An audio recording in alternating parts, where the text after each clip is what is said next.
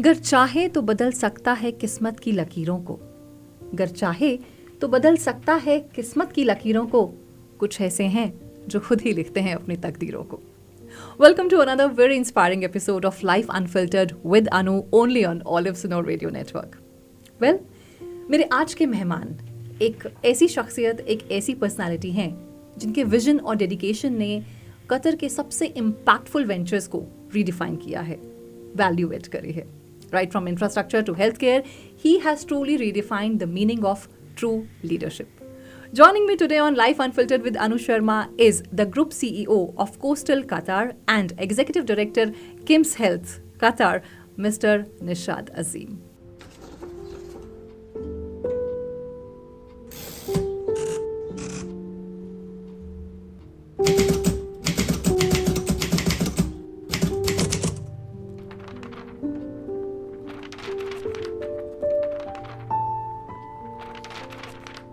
Welcome to Life Unfiltered with Anu. Thank you for having me. So, your story is so very interesting, but I would love to start this story from the beginning, right from your childhood days. Please tell us, how were you as a kid? Were you always wanted to rule the boardroom? Or kya sapne the? What you wanted to be? I grew up in Kuwait, so as any expat child, I think my life was more or less similar to most of them. Okay. Maybe the only difference would have been that the neighborhood we grew up in were mostly Kuwaitis. Okay. So I had to speak, Arabic. I had to learn Arabic, which was a good thing for me. So that helped me a lot.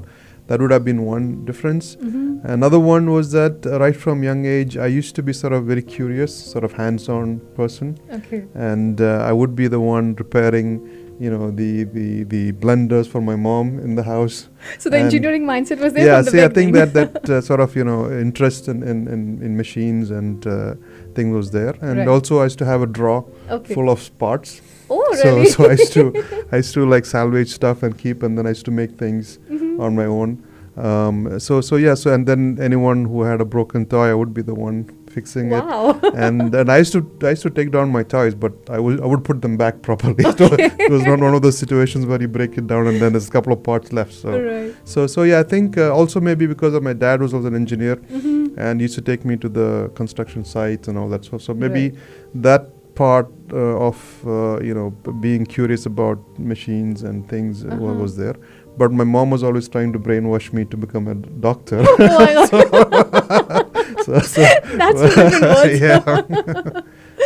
Right, that's interesting. But if we talk about your inspiration personally and professionally, so who inspired you?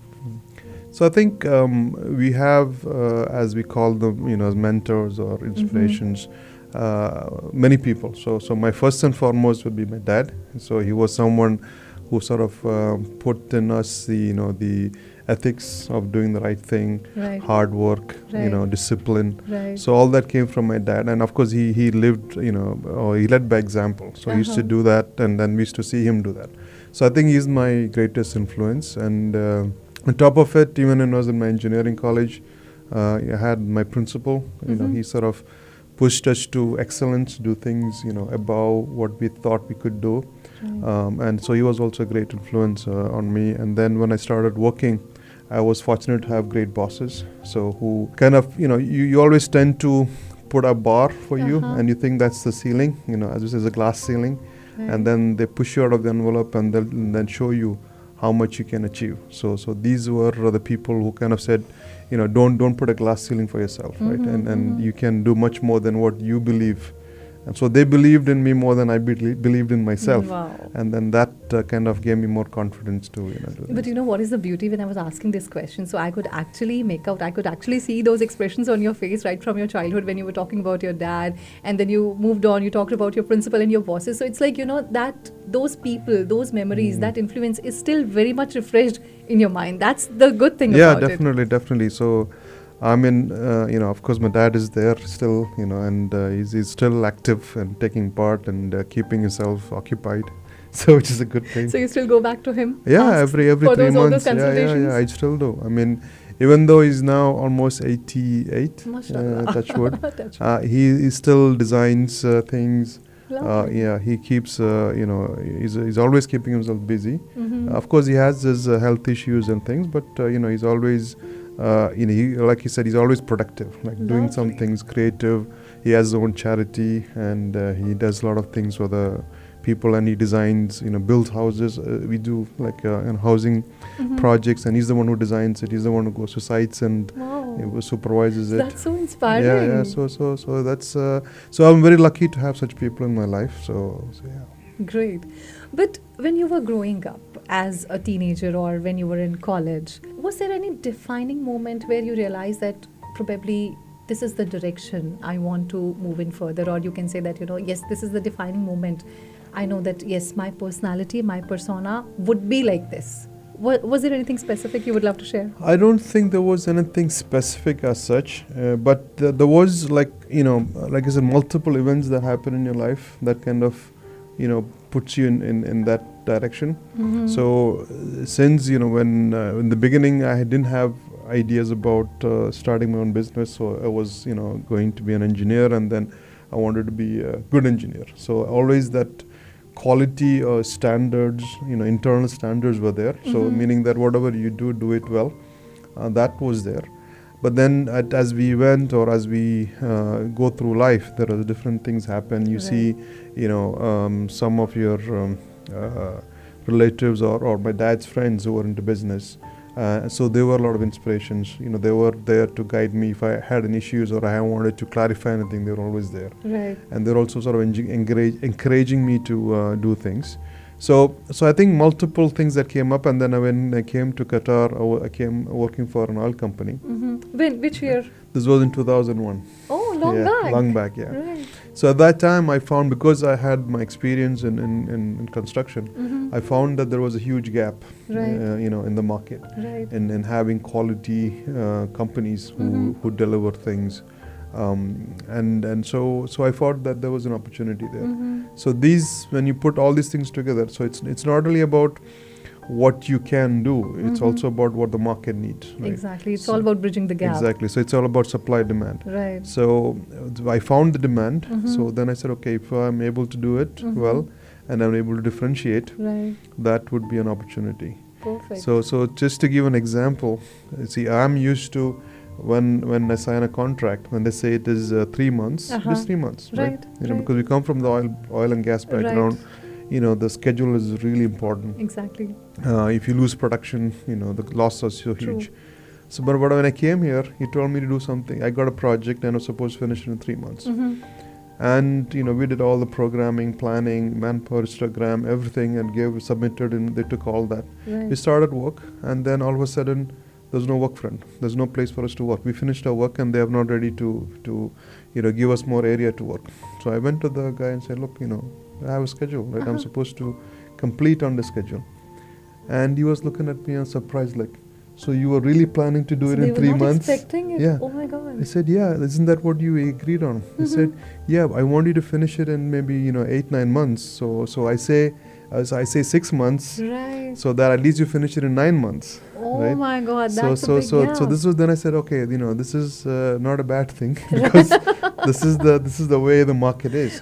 So if you are someone who can differentiate, we are professional, and then you start showing how differentiated you are, that is a good opportunity. Right. So that's where we started small, and then we they retained us, they gave us more jobs, and that's how it went. Yeah. But before I talk more about Coastal, definitely I would this curiosity is there.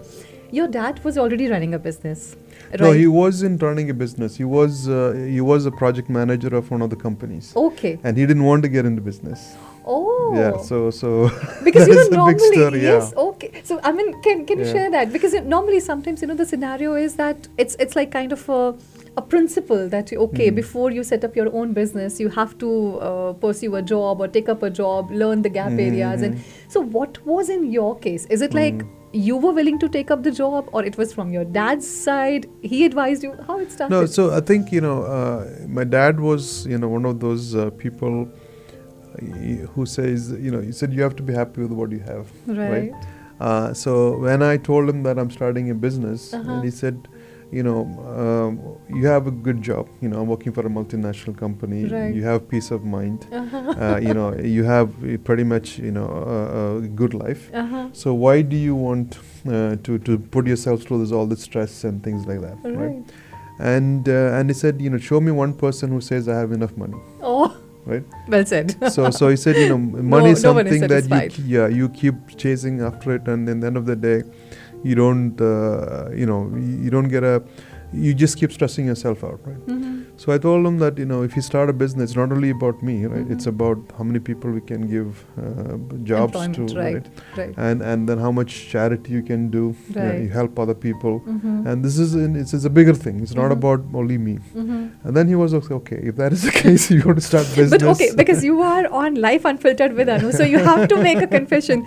Was all those reasons, I mean, were they the genuine reasons, or the first reason is obviously that, of course I want to expand more, I want to make more money, I want to have different things which I want to do. What was the real reason? No, I'll tell you honestly, I had never ever thought or kept money as a requirement. I don't know why, but it was always for me to achieve things, like do things. Okay. Right? Because the satisfaction comes from doing something that others can't do, right?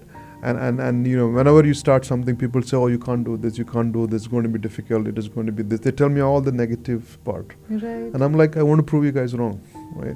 And so that was my biggest driver, to show that I can do things that many of you believe I can't do. Okay. And then so to show more, to prove to myself Mhm. that this is what we are. And that was been, honestly speaking, my biggest driver. Pushing your limits. Pushing the limits and doing things that people say cannot be done. I mean, when I told people that every stage in the company, we were a startup company with two people, right? Right. So when I'm talking to my people and say, okay, we should take a factory and workshop, right? And then we should build things, and they thought I was joking.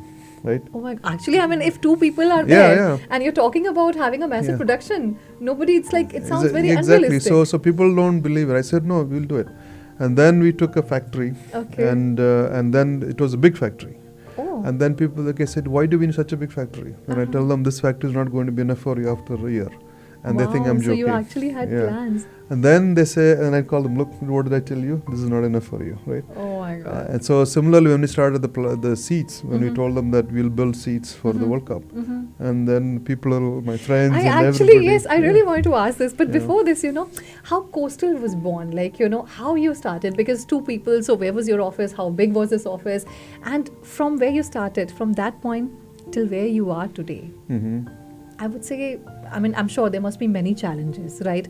But what was the biggest challenge in terms to, not just to establish the company, but to prove yourself that, look, this is what I was telling you, and now this is happening? We decided to start a company, and we needed to put in 200,000 Riyal as a paid-up capital. Okay. We didn't have that money. Okay. Right? So I was working. I had a good job, but Right. I didn't take money from anybody. I could have gone to my dad and said I want money, or I could have gone to somebody. I decided not to take money from anyone. You want to do it at your own? Yeah, I wanted to, and I think right from young age, I was always trying to be independent. I hate asking for help. That's a big message, and especially our youngsters, they should pay attention to this. Yeah. Yeah. So there was an existing company that was there. Okay. That was kind of dormant. Okay. It was a piece of, it was just a registered company. Right. So I went and I met with the owner, who is a Qatari gentleman, who is like a gem of a person. He's Right. still like my father, and I'm still with him. And I told him, look, in this company is there, you're not using it. Let's start the company. Okay. And he said, fine. So I saved the 200,000. Wow, smart. So that was the start. And So then your first investment was, you actually made profit of 200,000. yeah, definitely. Yeah. So that was for him. It was something. It was a piece of paper, not doing anything. True. And for me, it was something I gained by not having to put that money. And then we started with two people in a small office near Mughalina, Okay. near that, and it was just like a 2-room office. But we didn't know what we were going to do. Okay, so interesting. I said we knew, so we were in construction, but Okay. of course we didn't have any experience. We did not have equipment. We didn't have people. So who was the other person with you? So other person was elderly gentleman. Okay. He was like he was a salesman. Okay. but he was not technical. Right. So, but I was working. Okay, so you were the technical guy. Yeah, I was a technical guy. So he was like an employee, like a manager, if you want to call it. Right. And then also my wife used to come to the office That's and help me with the administration. Right. But then I was working, right? So I would work, and then evenings I would come, and then we'd be like figuring out what should we do. So we started, quoting for the maintenance contracts, vehicle supplies and things like that. And then, of course, some we weren't getting through because we didn't have bank guarantees and all this kind of stuff. And then we got one project, the first project, and then one of my our current CEO, he was just fresh graduate. He joined from India, and of course he's fresh just from college. He had no experience at all. And so we got the first project was installing aluminum window. Oh, okay. And which year was that? Oh, this was I think 2004. Yeah, 4 or 5 around that. Right. But then, even though it was one installing window, we said do it professionally. Do it professionally. Good. We made a schedule for it. For 3 months again? Yeah, no, this was like maybe a week's project. Okay. We made a proper schedule. I said, whatever we do, we'll do it professionally. We will not, Very more, impressive. safety, all those things are part of the core values because I'm coming from the oil and gas background. So we made a project schedule and everything gave to me. He's like, you just installing a window. I said, this is the way we work. Okay. So he must have thought that he has hired over professional people. Yeah, he said like you're overqualified for this. But then I think the biggest break was when the Asian Games was coming. Right. So there were a lot of projects coming up. Aspire Stadium was being built. Right. So I knew that this company there weren't good companies in Qatar. There was a company from Sharjah who was doing most of the ceiling works and all that. Okay. So again, we didn't have any people, right? So I went to Sharjah, met with the company people. I went a couple of times because I had to travel for business. So but how this came to your mind? How this idea? Like you thought that maybe this is the opportunity where we should try hitting. It was because we went to the site. Okay. And so again, because of my experience, I was with Parsons in oil and gas, and we rebuilt the oil infrastructure after the war, Iraq war. Okay. So I'm used to huge projects. Right? And then, but my team, so I took the CEO was the CEO's young engineer. He took him to the site and told him, we saw all the steel and everything. I said, we should take part in this stadium. And he's like, my head is reeling. This is Aspire Stadium. Okay. And he said, my head is reeling seeing all this. Because that's huge, yeah. Yeah, I said, no, this is what we're going to do. So we went and met with the company people a couple of times. So we gave them the schedule and all the manpower histogram, S-curve. So the guy was convinced that we know the job, the ins and outs. To manage the project. Right. Of course, we didn't have any resources. So then he gave us a small area. I said, okay, try because I'm going a couple of times. Just to start with that. Yeah. Okay. And then we didn't have even a single worker with us, right? Then? So we took people on manpower supply. Okay. And we started the project. And then I went to Sri Lanka because Indian visas were an issue at that time. So I went to Sri Lanka. To get the manpower? Yeah, hired people. So I tested them myself, see what they do. Are they capable enough or no? Yeah. And then we bought people and slowly we replaced. And then we started really catching up. Okay. And they started giving us more and more jobs to a point that they removed one of the contractors that was there and gave us his section. So we had only one dome, as far as 2 domes. Right. We had one dome. Okay. And the other contractor was looking after the other one. Yeah, he was not performing. Okay. So he removed and they gave us their job. Right. And we also had like a team, from. So we had 2 teams doing the ceiling works. And so we used to have like a competition with them, and whoever performs, more each day. Right. And then they would be like reward, and they would give them bonuses. So you made them work. yeah, because we sort of empowered them, and then we gave them the encouragement and also the benefit. Right. But at the same time, I think what was most important was the level of project management that went into it. So we used to have every day, we used to have a spreadsheet. Okay. So, oh my God. So yeah, we had the proper boardroom thing. Yeah, exactly. So we had like how long does it take to put a screw? 3 seconds. That minute details? So in a day, this is the man hours we're supposed to spend. This is the productivity you're supposed to. So every day I would find out how we are performing, which area we are behind. Right. Those areas we would go and see what is wrong, what is the issue, what are we doing wrong? Is it the material? Is it the process? Is it the access? So we would fix that. So every day we had a very, whatever you would do on a huge project, we applied it on the small project. Wonderful. And it was a really complex project because you're literally putting maybe you've seen the Aspire. Yeah. The ceiling, right? Yes. So normally you do a scaffolding. Exactly. And then you install the ceiling. Okay. But there was work going on the ground. Okay. So So you there was couldn't scaffolding. So we were actually doing a reverse ceiling from the roof. But that must be more challenging. It is extremely challenging. So people are working on the steel. Of course, Right. safety was there, 100%. So we were actually putting the ceiling from the roof. Oh my God. So we were doing like a reverse ceiling. So it was a very challenging job. But then what was interesting was that the project director from Sharjah, he would come every week. Okay. And he would be like coming there and looking at the ceiling. And he'll be like just standing and looking at it. How they are doing it. So I go there and like I think he's like upset with something, and he'll say, like, how did you guys do so much? Oh my God. So we were. So that was a real motivation. Yeah. So this was like the thing that's always do things, be the best, right? Beat everybody else. So and the best was like when you go to a meeting with CCC was the main contractor. Okay. And they would be yelling at everybody, like, you are delayed, you are this, and this one I'm going to put fine on you, and then they come to us, okay, give me some more time, I will give you more areas. The story was different. It was the other way around. But where from you were getting all this motivation, this conviction that, yes, I'm sure now because I have the opportunity, I will do it? I don't know. I think it comes, see, the thing is like most of the time, when you are in the middle of it, you don't think about it, right? I mean, like for example, some of the stadiums or like the projects that we do, even in the Amiri terminal, all the precast panels, it's very challenging.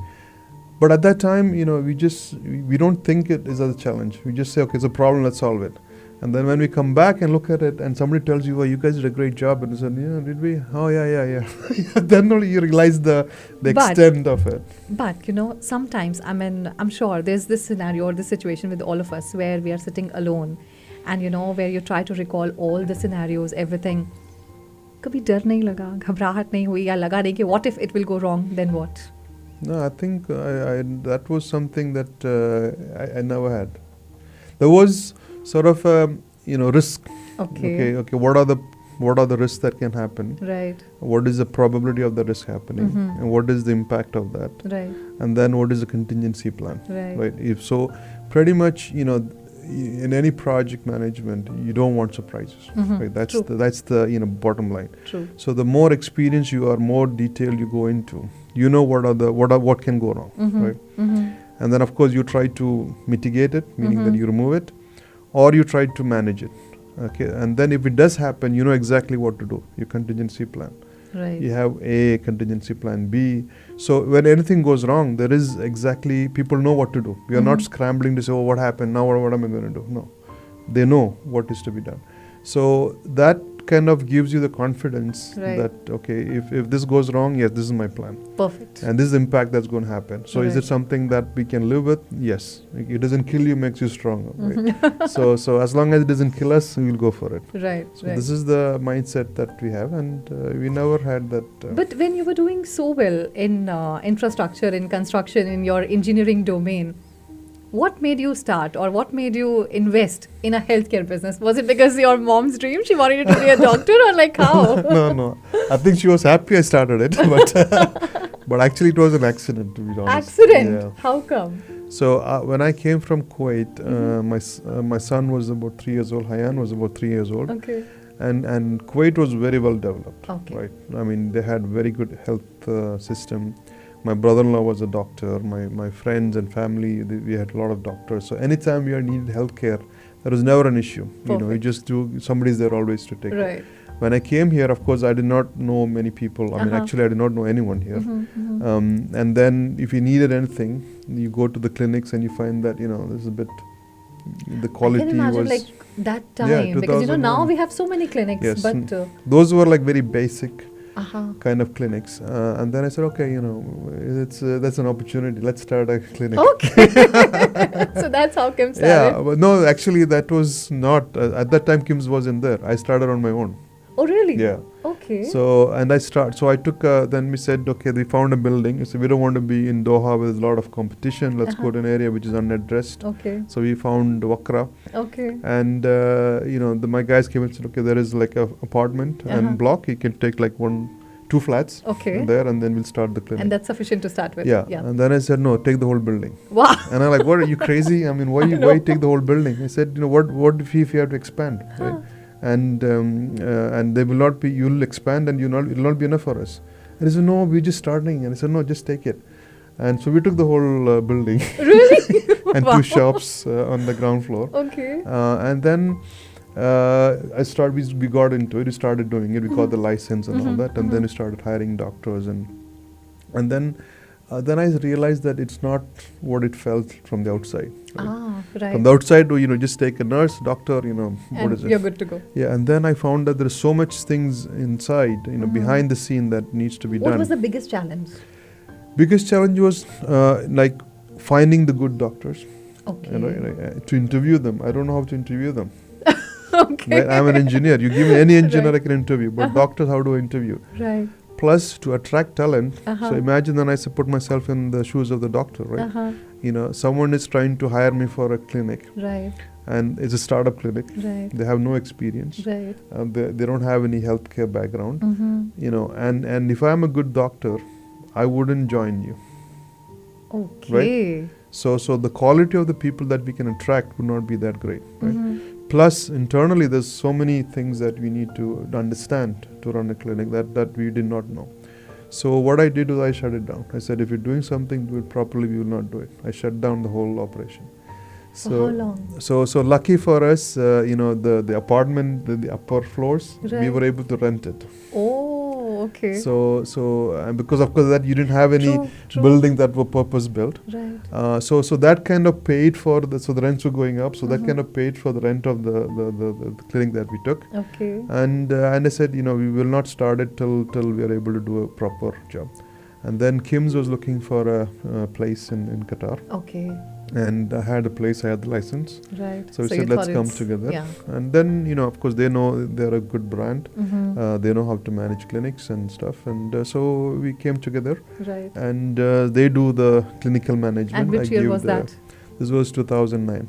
2009 and now we're in 2025. Since then it's a long story. Yeah. So we started with 1 floor, and next year we took another floor. Third year we took another floor. And then we ran out of space. So and then we moved to... That's what you predicted early. Yeah. So we went to Barwa. We opened one there. Right. And then recently we bought over one in Mashaf. So it's expanding. Yeah. Alhamdulillah, now it's like, of course, Kim says yes. Yeah.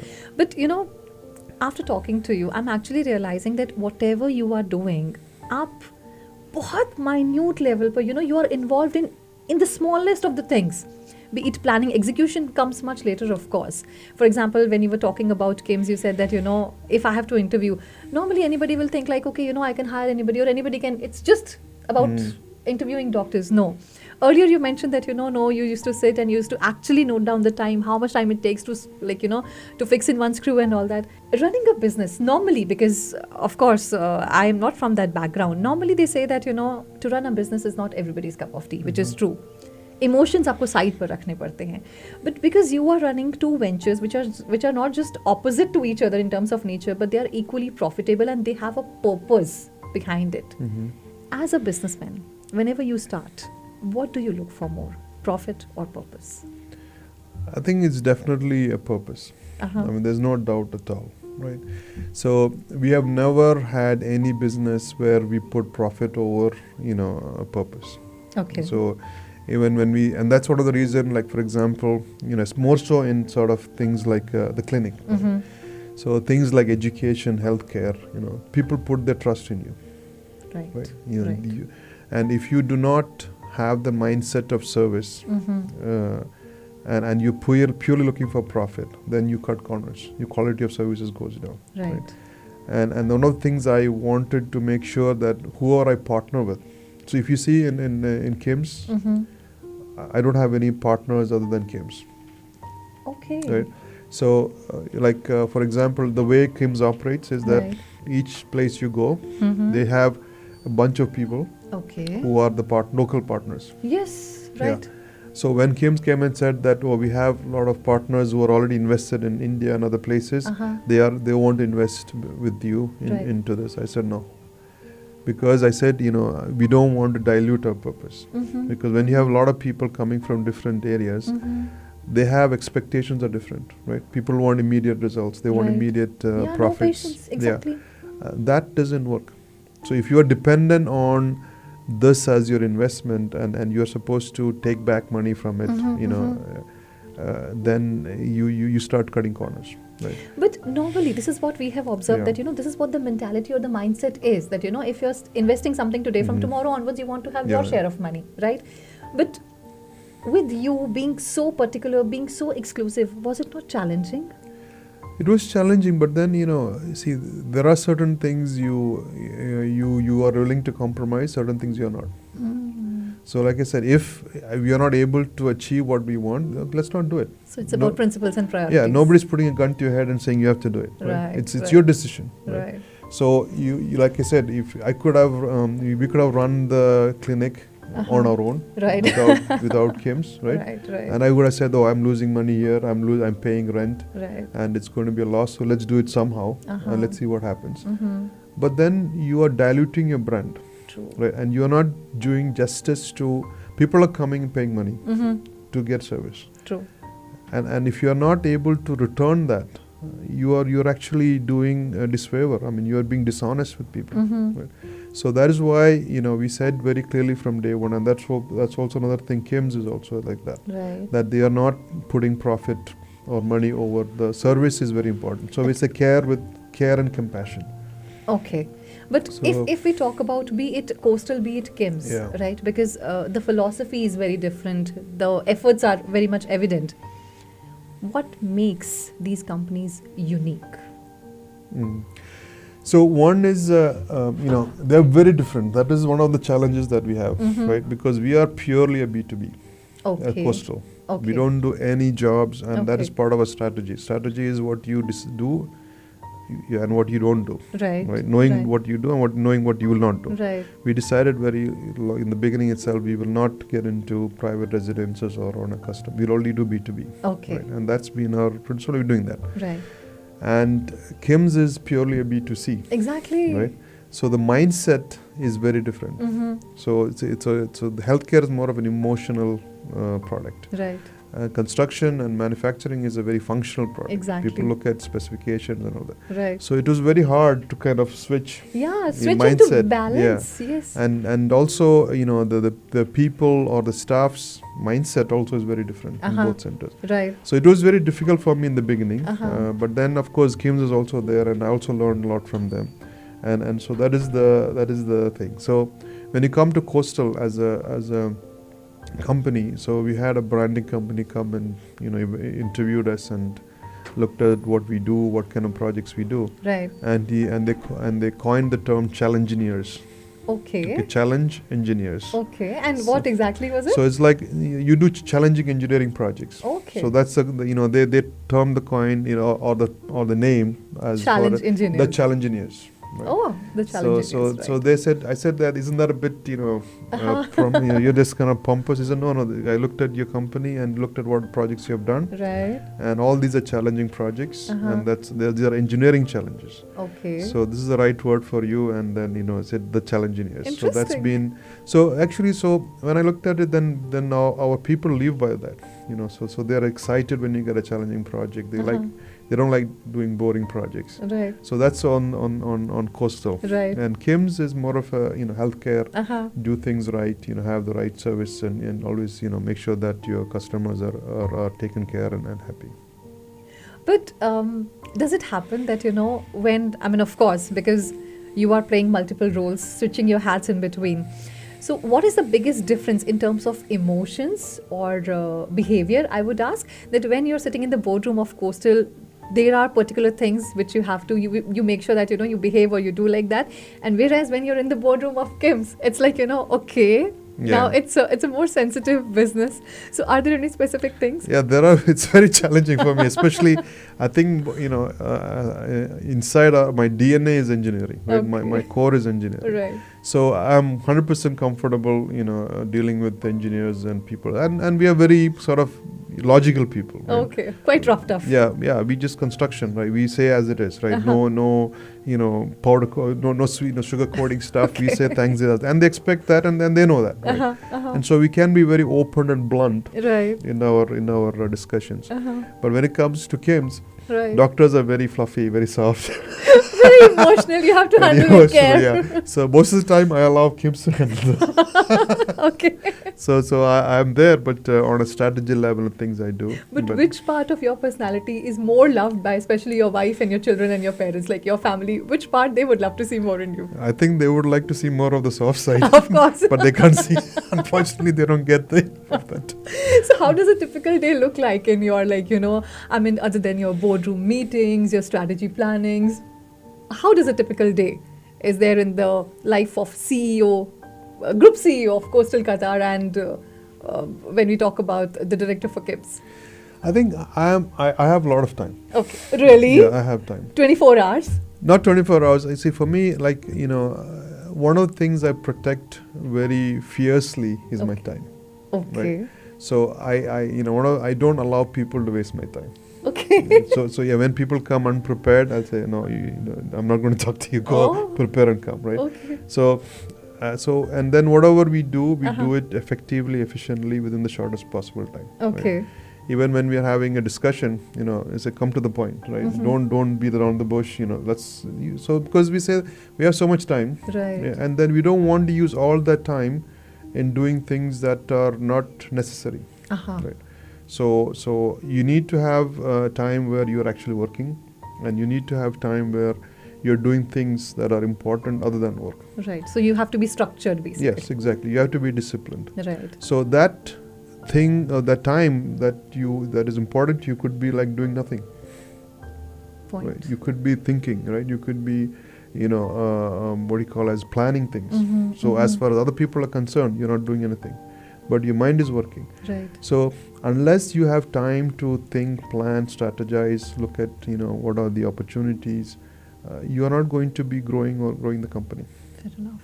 So you have to, and then if you are stuffing your schedule with hundreds of stuff, right? There are things that only you can do. And if you are doing other people's job, nobody's going to do your job. Fair enough. So we have a very clear, requirements that every manager, they're supposed to manage their own profit centers. Clear expectation of what they can do or what they should do.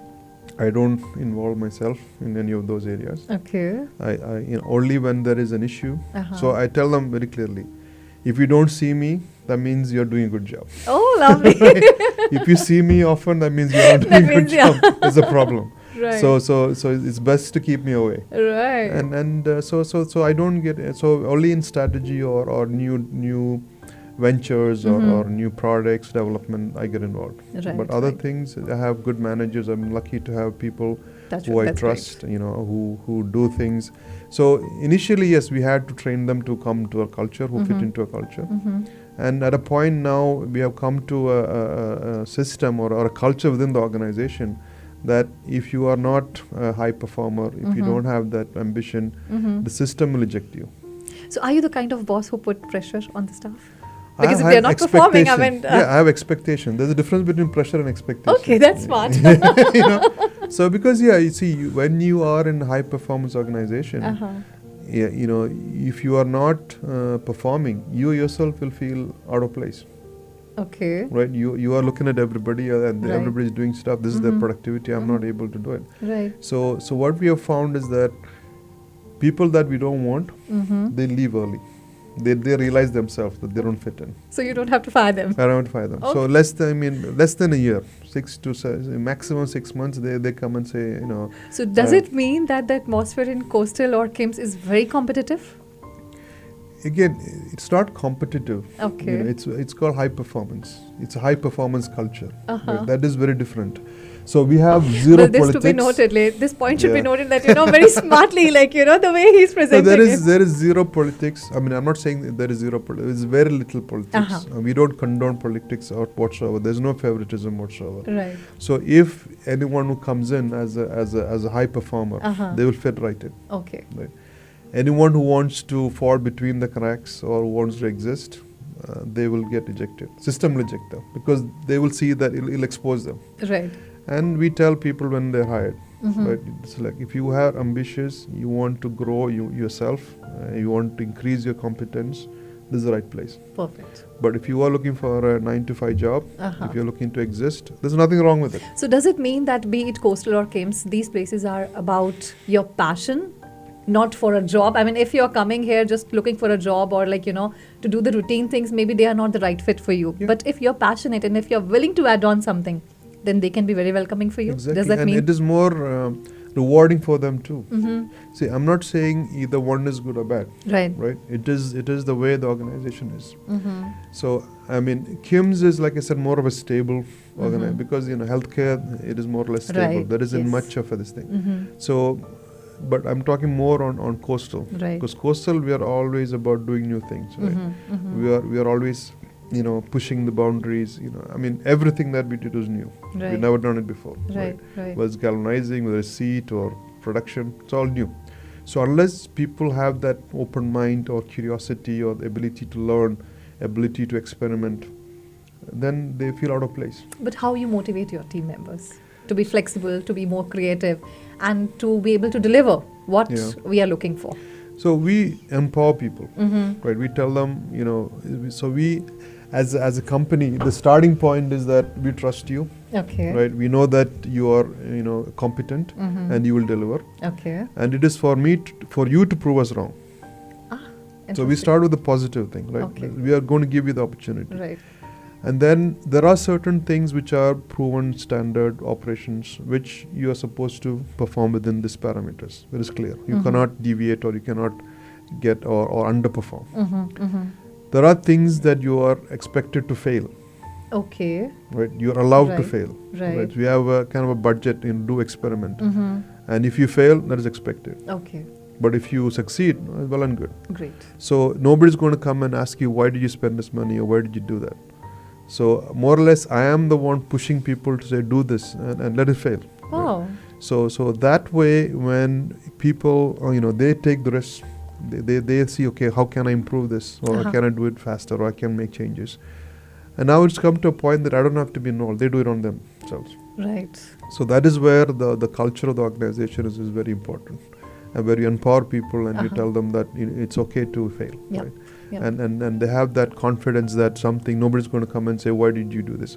On the contrary, we say you are expected to improve things. You are expected to come and give your ideas. And tell very clearly, from day one, I don't have all the ideas. Believe me, after listening all this, I'm very motivated. I'm actually looking forward that, wow, if this kind of atmosphere is there, why not? Yeah. But if I talk about the core values, so what are the core values that define Mr. Nishad Azeem as a leader? I think one would be fairness. Okay. Right. So it's very important for me and also for the organization to treat everybody fairly, no matter who you are. Right. Whether you are, top person in say for my partners or my sponsors or even someone who's a cleaner or anybody.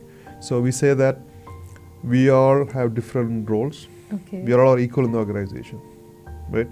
And we have different roles in the organization. Okay.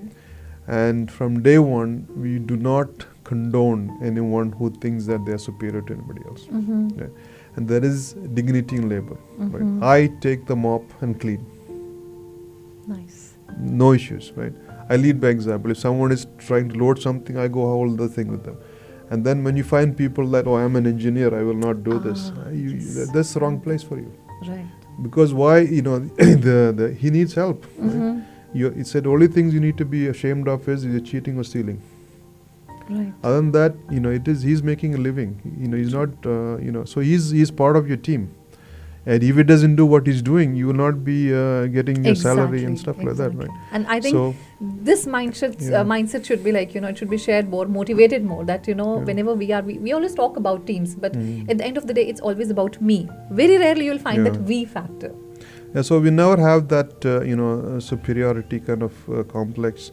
And so that fairness and equality is very important. So that, so every employee knows that whatever we commit, we will deliver. And touch wood, since day one, we never had even a single month where we delayed payments, salaries, right? I mean, it's kind of funny to say that, people expected to get salary. The fact is that, yes, exactly. On a day-to-day basis, we all hear such kind of stories. So, and that is also because my dad, he told me that, if you're starting a company, you have a lot of responsibility. Right? There are people whose families are back home. Right. Kids are going to school, depending on them. Right. And no matter what you do, you never delay people's salary. But what is actually good to see, that whatever your dad advised you took it seriously, and you are living with this principle, you are living with this example. So God bless you for that. No, it's the right thing, right? It's all about whether it is. I'm fortunate to have my dad tell me the right things, but it is the right thing, right? When someone is working, he's expecting to be paid, right? True. And if I mismanage, or my team mismanages, or take a project that makes a loss, or they had no say in it, right? Did they say, "Oh, you need to take this job," or whatever? No, we took the decision. Why should someone else suffer for our decisions, right? And if you're not competent to do that, you shouldn't be in that business. Fair enough. So this is why we try to do our best to manage things properly, manage risks, and make sure that we don't. There is always some reserve, there's some buffer and all those kind of things. So that's why he said, as we say, everybody has a right. Right? People have a right on you. Your family has a right on you. Your company has a right on you. Your employees have a right on you, and you have a right on them. Right. So they're working. So you have a right to ask them to work. Perfect. At the same time, they have the right to ask you Fair to enough. pay salary. Fair So enough. same thing with your family. They have the right to ask for a time, right? And you have the right to ask for them their support. So if everybody gives everybody their right, then the world becomes a better place. But when you start taking people's rights and not doing what you're supposed to do, then then there's a conflict. So this is where so that fairness all across, from whether you are a employee, whether you are a client, whether you are our supplier, you will find in the market nobody will have any complaints about us, not paying them till now. So that's great. yeah. So and that's the intention, is always that we never I get very upset when we hear that people are following up for our payment. We shouldn't be, because there's a contract, there's an agreement. Well, that's a very good example that these kind of principles should be set, and if we are able to do these small little efforts, I'm sure your working place would be a much better place, and you would love going to your office every day. But now I want you to take a moment to think about everything you have achieved in your life, and any one particular moment or achievement you want to share with us where you yourself or your family is really proud of you, and why? I don't know if my family is proud of me, but I am proud of seeing my people, right? You see people who come in as employees with certain skill sets, and then certain level of self-confidence, which is a lot of time much lower than what they can. And when you sort of push them to achieve their potential, and you see how they've grown, right?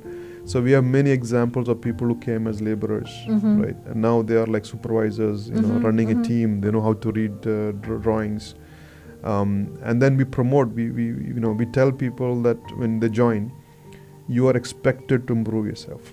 You cannot leave the organization the way you came. Right. It's a mandatory thing. So the training, we have consistent training for people. So, and then you see that when we do all the challenging projects that we've done, it's not me, right? When you say the seats, the first time, we've never done seats before. We've never done plastics before for the World. And it's for the World Cup. It's not a joke. Exactly. Right? Yes. And so the people stepped up to the plate. Right. They trained themselves. They did. They sat up night, including myself. Reading books, reading articles. How do we do this? And then they delivered. So these are people who would have come and said, no, I can't do this, right? Or this is too much for me. And you said, do it. And if you fail, I am responsible. Lovely. Right? I don't. So what's your problem? I'm not. I'm taking responsibility for your failure. So when you give people that confidence, and then they themselves feel, okay, I was hitting the glass ceiling. Right. And many times people have glass ceilings which are not real. True. And then you need to push them across, and they themselves realize, and they keep going and going. And so the potential of people, we tell them the biggest waste that you can have is your brain, right? Your brain power. When you are not capitalizing on what you're capable of, that's the biggest waste. And our job is to bring out the best in you. Perfect. If you are a manager, you are a supervisor, you are expected to bring out the best in every people. And we've seen that. So with that, I am very confident, and whenever we have a challenging project that everybody's running away, we go in and say, yeah, fine, we will do it. Great. So it was like somehow believing in yourself and believing in your team. Believing in the team, yeah. Right. So we, I myself alone cannot do anything. Right? It's a team. So that team is what we are proud of, because the results are the stadiums or the products that we build or the airport and things like that. But the thing is that you're proud of is because of without the right team you'll not be able to achieve what you need. Yeah. But now before we move to our next segment, the rapid fire segment, I really want to ask what success means to you beyond any metrics. Let's have unfiltered answer, huh? Yeah, so I think I thought about that some time back. When you're sitting and thinking, okay, what is success, right? And one thing that really kind of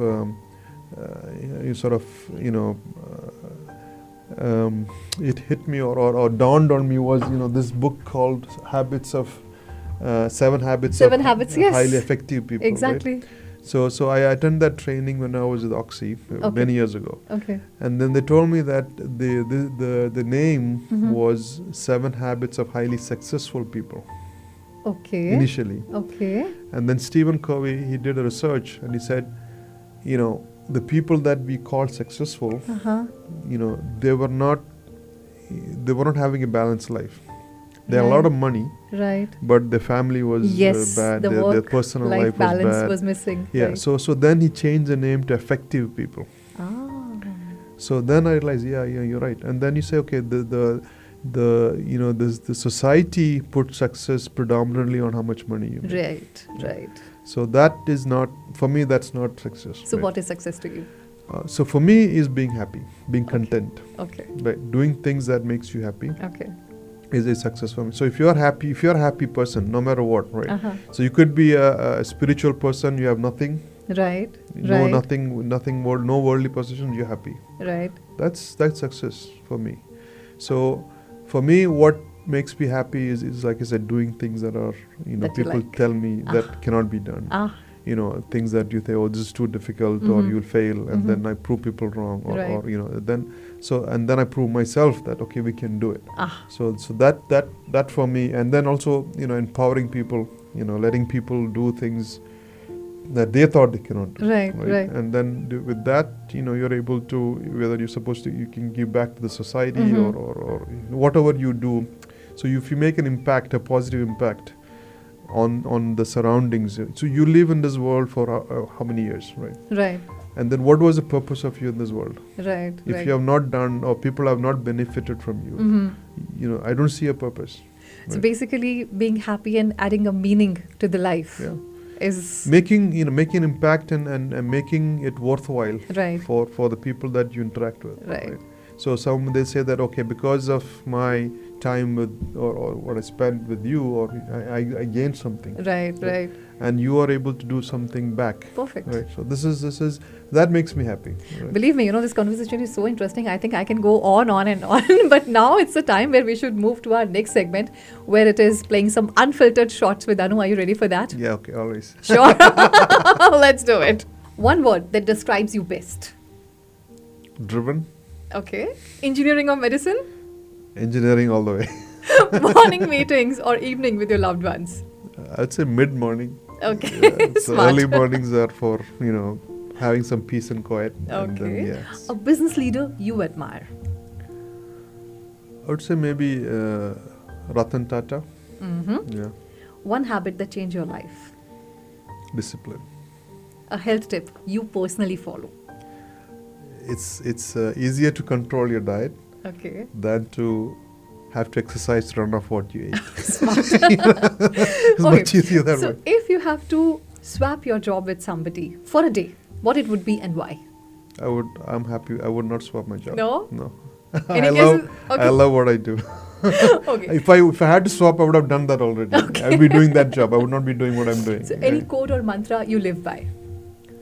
I think one is that they say you don't build your business, Mhm. you build your people, and Lovely. your people build your business. Wonderful. Very thoughtful.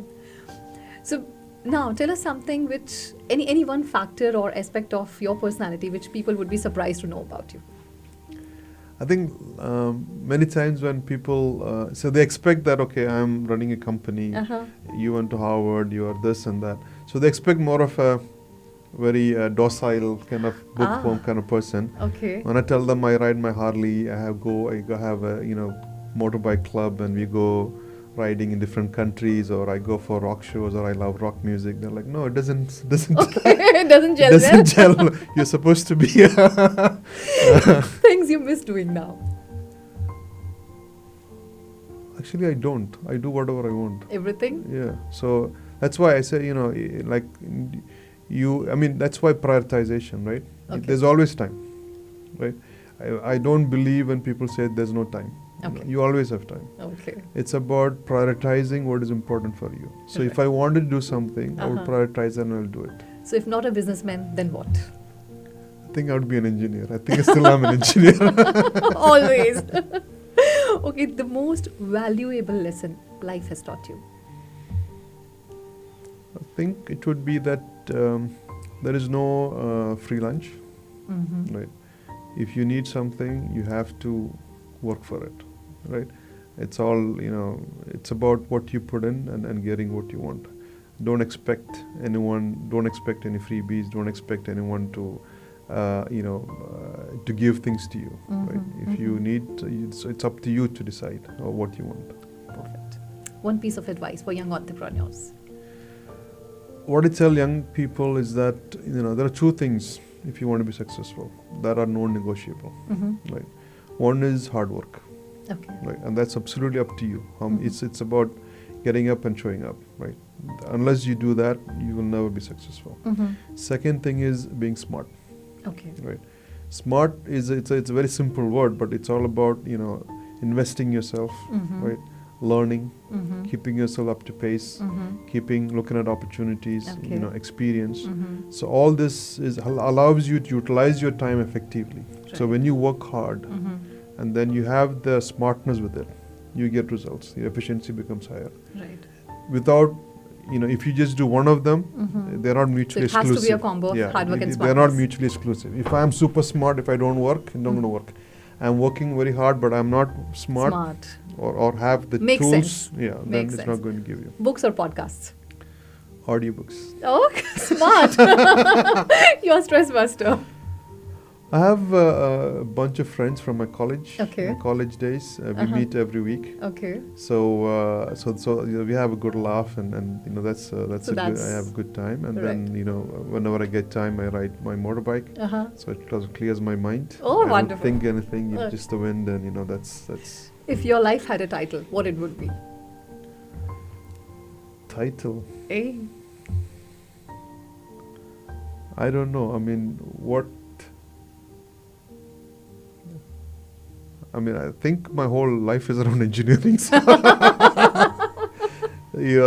because the way you think, the way you are trained, Mhm. your analytical mind, your problem solving. Mm-hmm. So it's a life of an engineer. Wonderful. That's a good one. So if you could time travel, which phase of your life you would love to revisit? I think the middle part of coastal, Okay. when we had sort of taken off, it was very hard, and Uh-huh. then then we reached a point where we were really performing. Things were exciting. Right. You're doing things for the first time, and you are, getting things done and achieving stuff. Right. So it's really challenging, but at the same time, it was like, oh wow, we're doing this. But I think you're going to relive in Saudi. Yeah, I think. With this new, But I think that now, looking back, we have more resources. We are more. We are more equipped. Yep, you are established in the market in a much bigger way. And we have more resources to this thing. Right. But then we were like, freshers. Music to you is? You mean what kind of music? Yeah, whatever. I mean, I like rock music. Okay. I mean, not heavy metal, but I like soft rock. Okay. And that's what I like. So what's on your playlist these days? I have what do you call Deep Purple? Okay. Yes. That's a bit on this thing. All right. And then so I have. I mean, earlier it used to be AC/DC and all those things, but so Def Leppard, White Line, all those music. So Deep Purple is that's the latest one. Yeah. Radio Olive Suno Network. A great, awesome station. And Life Unfiltered with Anu. A great platform to share and give back. Oh, that's really sweet. Well, believe me, Mr. Nishad, with this, thank you so very much for opening up, for sharing the unfiltered vision of your life. And it was a true pleasure having you. Thank you so very much. May you prosper, you grow, you create impact, you inspire people, and just be the way you are. God bless you. Thank you so much. Thank you so much for having me. Vision doesn't build businesses, it builds lives. And today's conversation was all about that. Well, Life Unfiltered with Anu के आज के episode में इतना ही. Very soon I'll see you again. Till then, stay tuned, stay raw, stay unfiltered. Goodbye.